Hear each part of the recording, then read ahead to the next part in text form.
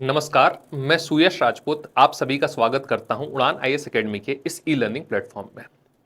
दोस्तों, आज हम एक ऐसे विषय पर चर्चा करने वाले हैं जो कि भारत की ऊर्जा सुरक्षा के लिए बहुत ज़्यादा महत्वपूर्ण होने वाला है। जैसा कि हम सभी देख पा रहे हैं, यहाँ पर लिखा हुआ है पम्प्ड स्टोरेज आधारित संयंत्र। इमेजिन करिए कि विश्व की सबसे बड़ी बैटरी कैसी दिखती होगी, है ना। तो हमारे दिमाग में एक ऐसी बैटरी का जो इमेज बन रहा होगा जो कि या तो लिथियम से बनी होगी या कहीं पर टेस्ला की कोई बैटरी, टेस्ला के द्वारा बनाई गई एक बड़ी सी बैटरी जो हम इमेजिन कर पा रहे होंगे। लेकिन ये जो बैटरी है विश्व की, जो बहुत ज़्यादा ऊर्जा अपने अंदर संरक्षित करके रखने वाली बैटरी, ये कहीं किसी टेस्ला या किसी बड़ी कंपनी के पास नहीं है। ये पहाड़ों के मध्य स्थित है। इमेजिन करिए कि पहाड़ है, पहाड़ के ऊपर एक बड़ा सा जलाशय है और पहाड़ के नीचे एक बड़ा सा जलाशय है। बिल्कुल ऐसा जैसा हम देख पा रहे हैं, पहाड़ के ऊपर एक जलाशय और पहाड़ के नीचे एक जलाशय।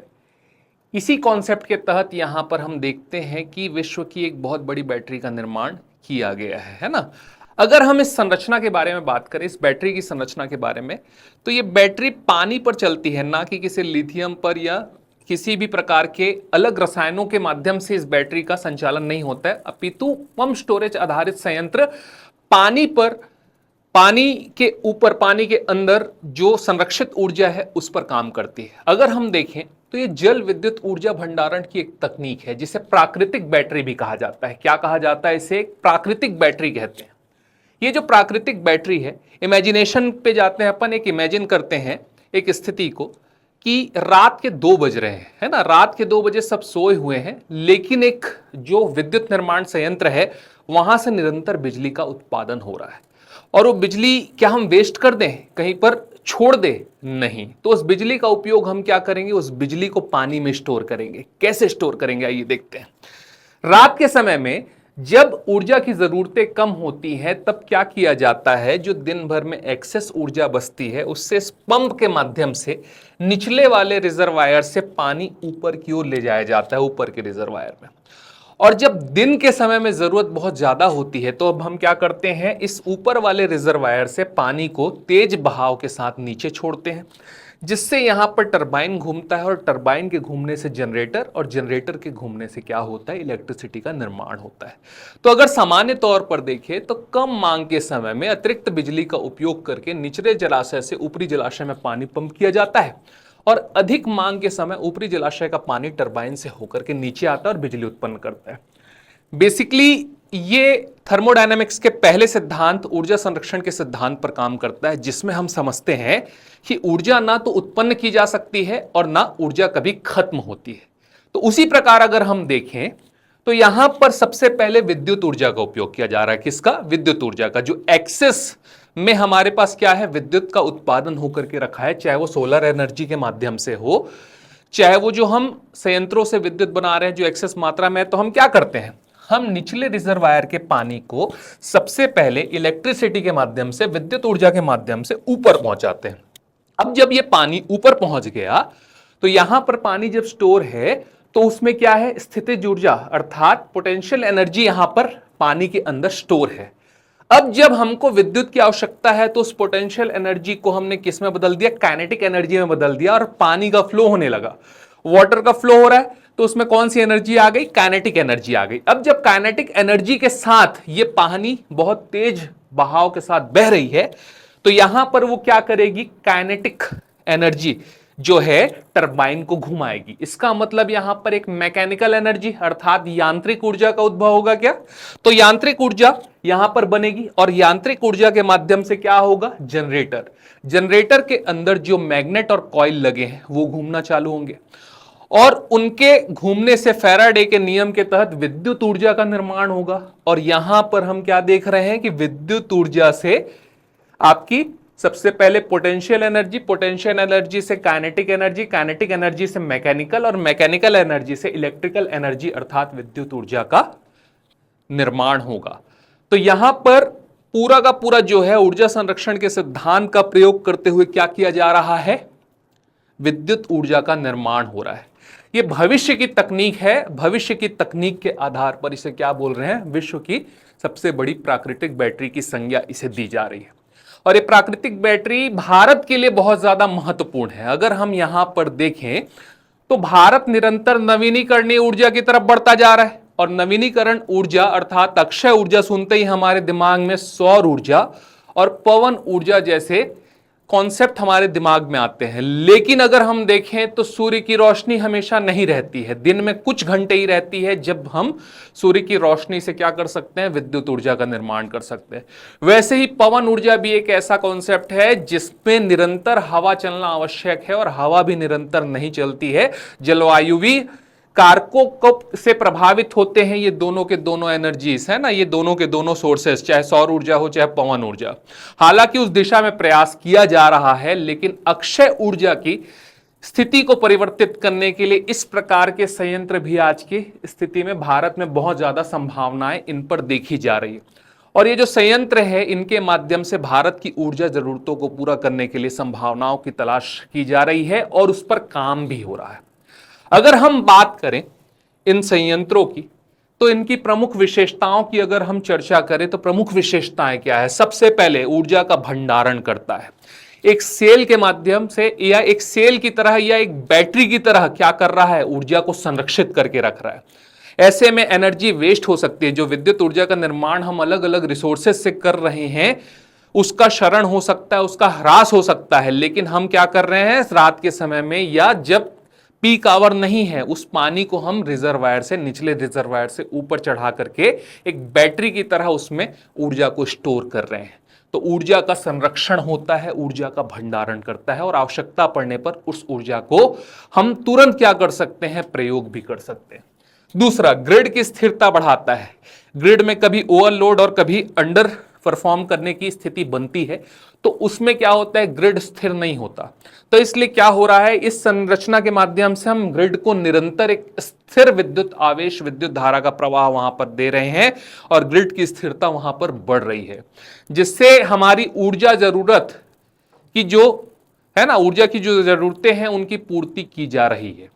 अगर हम बात करें तो सौर ऊर्जा और पवन ऊर्जा जैसे नवीनीकरण ऊर्जा के उतार चढ़ाव को संतुलित करता है। जैसे कि हमने पहले चर्चा की कि सौर ऊर्जा या आपका जो पवन ऊर्जा है वो स्थिर ऊर्जा नहीं है। जैसे अभी बारिश का मौसम चल रहा है, बारिश के मौसम में सूर्य ढका हुआ रहता है, इसलिए अगर आप देखेंगे आपके घर में अगर आपने पीएम सूर्य घर योजना के तहत सोलर पैनल लगाया है तो अभी उसका प्रोडक्शन कम हो गया है। लेकिन ये एक ऐसी स्थिति है जहां पर हम पंप स्टोरेज आधारित संयंत्रों के माध्यम से निरंतर विद्युत की आपूर्ति बना करके रख सकते हैं। सेम स्थिति पवन ऊर्जा में बनती है, जहां पर भी हवा का एक निश्चित दाब होने पर ही वो टरबाइन अच्छे से घूमता है और विद्युत ऊर्जा का उत्पादन करता है।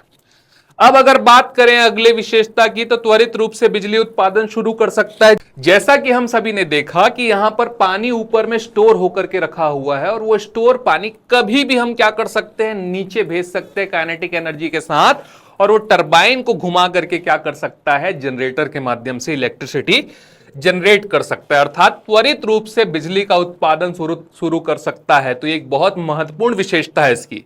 अब अगर बात करें लाभ की कि इन संयंत्रों के लाभ क्या है, तो इन संयंत्रों के लाभ को अगर हम देखें तो बड़ी मात्रा में ऊर्जा का संग्रहण करता है। सबसे पहली बात, बड़ी मात्रा में ऊर्जा का संग्रहण कर रहा है। हमारा एसडीजी गोल है क्या, कि स्वच्छ ऊर्जा, तो स्वच्छ ऊर्जा की तरफ ये कदम बढ़ा रहा है। ये भी इसके प्रमुख लाभ है क्या, एसडीजी गोल की भी पूर्ति कर रहा है, सभी लोगों को स्वच्छ ऊर्जा प्रदान करना। दूसरा, लंबी आयु है इसकी, तो इसका सबसे बड़ा लाभ यह है कि 50 वर्ष या उससे अधिक क्या कर सकता है, इसका कार्य की जो उम्र है बहुत लंबी है, अर्थात बहुत लंबे समय तक सस्टेनेबल तौर पे ये क्या कर सकता है, ऊर्जा को प्रदान कर सकता है। अगर बात की जाए तो कार्बन उत्सर्जन कम होता है, बहुत कम होता है कार्बन उत्सर्जन, क्योंकि ये एक रिन्यूएबल प्रोसेस है, अक्षय ऊर्जा का प्रोसेस है, पानी नीचे ऊपर, पानी नीचे ऊपर, और उससे विद्युत का उत्पादन। तो इस प्रक्रिया में कार्बन का उत्सर्जन बहुत कम होता है, जिससे अगर हम देखें तो ग्लोबल वार्मिंग जैसी समस्या का समाधान भी है ये, और ऊर्जा संकट की भी जो हमारी स्थिति बनती है उससे भी हमको निदान दिलाने का एक बहुत बड़ा कॉन्सेप्ट है। पीक डिमांड को पूरा करने में सहायक है, अर्थात जब पीक आवर्स रहते हैं जहां पर सब तरफ बहुत ज्यादा लोड होता है, और उस पूरे लोड की पूर्ति करने में, आपूर्ति करने में ये वाला जो सिस्टम है वो बहुत ज्यादा महत्वपूर्ण साबित होता है। तो सारी की सारी चीजें इसकी लाभ है। सस्टेनेबल डेवलपमेंट पे काम हो रहा है, सतत विकास, अर्थात कोयले की जो जरूरतें हैं वो धीरे धीरे कम हो सकती है। जल हमारे यहाँ पर सदा मौजूद है, तो सदा मौजूद होने के कारण निरंतर हम क्या कर सकते हैं, यहाँ से विद्युत प्राप्त कर सकते हैं। अगर बात की जाए सीमाओं की, तो इसकी सीमाएं जो है, प्रारंभिक लागत बहुत अधिक है ना। तो शुरू में जो इनिशियल कॉस्टिंग है जो बहुत ज्यादा है, बट अगर लॉन्ग टर्म में देखा जाए, जैसे हम उदाहरण के तौर पे रेलवेज को ले, तो रेलवेज में सिस्टम शुरू करने के लिए शुरू में बहुत ज्यादा लागत की आवश्यकता पड़ती है, लेकिन लॉन्ग टर्म में अगर हम देखें तो उस पूरी की पूरी व्यवस्था से बहुत ज्यादा लाभ देखने को मिलता है। तो अगर हमें अपनी ऊर्जा जरूरतों को पूरा करना है और स्वच्छ ऊर्जा के माध्यम से अपनी आवश्यकताओं की पूर्ति करनी है, तो ये स्टोरेज सिस्टम बहुत आवश्यक हो जाता है। उपयुक्त भौगोलिक स्थिति की आवश्यकता होती है यहां पर, सीमाएं, है ना। तो सबसे पहले भाई अगर रिजर्वायर बन रहा है तो एक रिजर्वायर ऊपर हो, एक रिजर्वायर नीचे हो, और उसके बीच में प्रॉपर हाइट डिफरेंस होना चाहिए। ऐसी स्थिति होनी चाहिए कि जो दोनों स्थितियों अर्थात दोनों रिजर्वायर्स की उपस्थिति के लिए वहां पर बन सके, है ना। तो बहुत सारी भौगोलिक स्थितियां होती है जिनके कारण ये स्टोरेज सिस्टम लगा पाना थोड़ा सा मुश्किल होता है। तो यहां पर क्या है, ऐसी उपयुक्त भौगोलिक स्थितियों का होना आवश्यक है। तीसरा, पर्यावरणीय प्रभाव की संभावनाएं। ऐसे स्टोरेज से क्या हो सकता है, विस्थापन की समस्या बन सकती है, पेड़ों की कटाई हो सकती है। तो पेड़ों की कटाई होने से उस क्षेत्र में पर्यावरण संतुलन की स्थिति उत्पन्न हो सकती है, असंतुलन की स्थिति उत्पन्न हो सकती है। उस क्षेत्र में अगर हम देखें तो पर्यावरणीय क्षेत्र में निवासरत जानवर जो है, जैव विविधता है, उनका ह्रास हो सकता है। तो इस प्रकार की चुनौतियां भी हमारे सामने है। लेकिन अगर हम चुनौतियों को देखें और लाभ को देखें तो लाभ कहीं ज्यादा हावी हो जाते हैं। तो इस प्रकार चाहे पर्यावरणीय दृष्टिकोण से देखें तो भी महत्वपूर्ण है, क्योंकि CO2 एमिशन कम करता है तो पर्यावरण को नुकसान भी कम कर रहा है। ग्लोबल वार्मिंग की समस्या को भी हम यहां पर टैकल कर रहे हैं, उसका निदान प्राप्त कर रहे हैं। अगर हम अपनी ऊर्जा जरूरतों के दृष्टिकोण से देखें तो भी बहुत महत्वपूर्ण है कि हमारी ऊर्जा आवश्यकताओं की पूर्ति कर रहा है। क्या ये पर्यावरण को प्रदूषित करता है, तो नहीं करता है। आर्थिक दृष्टिकोण से देखें तो राज्य के अर्थ को भी बचाता है, विदेशी मुद्रा की आवश्यकता हम कम कर सकते हैं यहां पर, और विद्युत और अन्य जरूरतों की पूर्ति हम अपने से कर सकते हैं। ठीक है। अगर मानवीय पहलू से देखें तो लोगों को, जनता को लाभ होगा, क्योंकि उनको 24 घंटे सातों दिन विद्युत की आपूर्ति सुनिश्चित की जा सकती है। सरकार के दृष्टिकोण से देखें तो उनको राजस्व जनरेट होगा और उन्हें विदेशी मुद्रा की आवश्यकता कम पड़ेगी। तो इस प्रकार से अगर देखा जाए तो ये कॉन्सेप्ट बहुत ज्यादा महत्वपूर्ण है, चाहे भारत के परिप्रेक्ष्य में हो चाहे छत्तीसगढ़ की। विशेषता, लाभ और सीमाएं हमने देखा। अब बात करते हैं छत्तीसगढ़ में क्या स्थिति बनती है। तो छत्तीसगढ़ में अगर हम देखें तो ये आर्थिक सर्वेक्षण का एक टेबल है जिसे मैंने क्रॉप करके यहां पे लगाया है। छत्तीसगढ़ में टोटल 6 इस प्रकार के स्टोरेज प्लांट्स लगाने की बात चली है, और टोटल 6 प्लांट से हम कुछ मात्रा में क्या करने वाले हैं, विद्युत का उत्पादन करने वाले हैं। अगर टोटल कैपेसिटी की बात की जाए तो 8300 मेगावाट की क्षमता हम पंप स्टोरेज आधारित संयंत्रों से स्थापित करने की तरफ अग्रसर हैं। अगर हम बात करें छत्तीसगढ़ में कहां कहां पर, तो सबसे पहले बलरामपुर जिले की बात करें तो बलरामपुर जिले में कुटपल्ली परियोजना है ना, कौन सा, कुटपल्ली पंप स्टोरेज परियोजना, जहां से टोटल 1800 मेगावाट विद्युत का उत्पादन इस संयंत्र के माध्यम से किया जाना प्रस्तावित है। इसके बाद अगर बात करें जशपुर जिला का, तो जशपुर जिले में रौनी और दनगरी, कौन कौन सा, रौनी और दनगरी नामक 2 परियोजनाओं पर बात चल रही है कि इसमें हम क्या लगाएंगे, पंप स्टोरेज आधारित संयंत्र लगाएंगे। रौनी की बात की जाए तो 2100 मेगावाट और दनगरी की बात की जाए तो 1400 मेगावाट यहां पर, है ना, स्टोरेज स्थापित करना है। इसके बाद बात करें कोरबा जिले में, तो कोरबा जिले में हसदो बांगो पंप स्टोरेज परियोजना की बात चल रही है, जिसमें कुल 800 मेगावाट विद्युत का उत्पादन हो रहा है। इसके बाद आते हैं गरियाबंद जिला। गरियाबंद जिले में 2 परियोजनाएं इस प्रकार की प्रस्तावित हैं, जिसमें से एक है आपका सिकासार पंप स्टोरेज परियोजना और एक है कुरुंद पंप स्टोरेज परियोजना। कौन कौन सा, सिकासार और कुरुंद। सिकासेर की बात करें तो 1200 मेगावाट और कुरुंद की बात करें तो 1000 मेगावाट, और टोटल की बात करें तो 8300 मेगावाट। इन परियोजनाओं में से 5 परियोजनाएं CSPGCL के साथ संयुक्त उपक्रम में विकास किए जाने की परियोजना है Chhattisgarh state power generation company limited के माध्यम से। ठीक है, उसके बाद अगर इधर बात की जाए निविदा के माध्यम से विकास किए जाने वाली परियोजना, अर्थात हम यहां पर निविदा जारी करेंगे, टेंडर जारी करेंगे और टेंडर के माध्यम से जो भी कंपनी आएगी उसके माध्यम से विकास करवाएंगे। तो ये कौन सी परियोजना है? रौनी परियोजना, जो कि जशपुर जिले में। तो इस प्रकार 8300 मेगावाट की क्षमता 39,816 करोड़ रुपए के लागत से हम बनाने जा रहे हैं और राज्य की विद्युत आवश्यकताओं की पूर्ति करने के साथ साथ जो हम सरप्लस स्टेट का दर्जा अपन प्राप्त करके रखे हैं उसमें और वृद्धि करने जा रहे हैं और इस माध्यम से हम स्वच्छ ऊर्जा की तरफ बढ़ते हुए देश का जो सतत विकास और समावेशी विकास है उस पर काम कर रहे हैं। अगर बात की जाए इस टॉपिक की, तो ये जो टॉपिक है ये बहुत ज्यादा महत्वपूर्ण हो जाता है CGPSC जैसी परीक्षाओं के लिए, क्योंकि निरंतर ऊर्जा से जुड़े हुए टॉपिक पेपर नंबर 5 में, पेपर नंबर 2 में पूछे जा रहे हैं। अगर इस बार देखें तो ऊर्जा संकट एक बहुत महत्वपूर्ण टॉपिक था जो कि आने की संभावना थी ही, जो कि आपके ऐसे में पूछा भी है। वहीं अगर बात किया जाए पेपर नंबर 5 के, चाहे आप जियोग्राफी वाले सेक्शन में देख लें चाहे इंडियन इकोनॉमी वाले सेक्शन में, तो जीरो नेट कार्बन उत्सर्जन का जो 2070 का लक्ष्य है उस पे प्रश्न पूछा गया है और पेपर नंबर 5 के पार्ट 2 में आपके रिन्यूएबल एनर्जी के ऊपर भी प्रश्न पूछा गया है। तो लगातार यहां से प्रश्न पूछे जा रहे हैं और CGPSC के लिए ये वाला टॉपिक बहुत ज्यादा महत्वपूर्ण था जिसको आज हमने कवर किया है। आर्थिक सर्वेक्षण में जब आप जाएंगे 11वें चैप्टर में विद्युत ऊर्जा वाले में, तो वहां पर आपको अलग से वो टेबल और उसकी सीमाएं, लाभ, विशेषता दिख जाएगा।